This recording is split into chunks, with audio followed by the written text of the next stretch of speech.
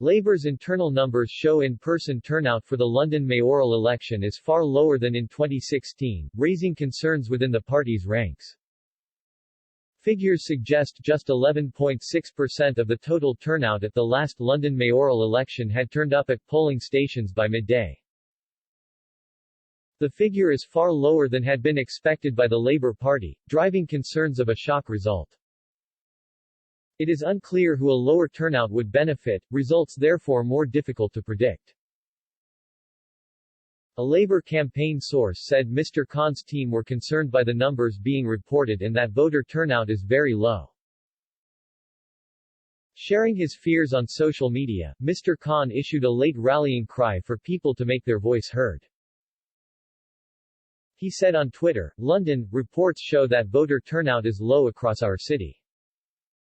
If you love London and what we stand for, please come out and vote for it. We had a Tory mayor just 5 years ago. If you don't vote, they could win again. Already voted? Please retweet and ask friends to vote Labour." Mr. Khan is fighting for a second term at the ballot box, with Conservative candidate Sean Bailey challenging him for the position. Rallying his own supporters, Mr. Bailey tweeted earlier, "Polling stations are now open across London. It's time to give London a fresh start, but I need your help. I need your vote, so today, please go out and vote to give London a fresh start." In 2016 turnout was 45.3% of all eligible voters. The lower turnout so far today could be down to a change in voting habits due to coronavirus. This year there has been a big push for more people to make use of a postal vote, therefore avoiding polling stations.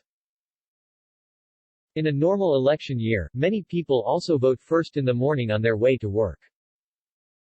But with so many voters working from home due to offices being shut, it could be more people are planning to head to polling stations in the evening. Polls have been open since 7 a.m. and will shut at 10 p.m. tonight. The results of the London mayoral election are not expected to be known until Saturday evening. City Hall officials expect the first results to be announced at approximately 6 p.m. The pandemic means vote counting is expected to be slower than usual due to the need to abide by social distancing guidelines.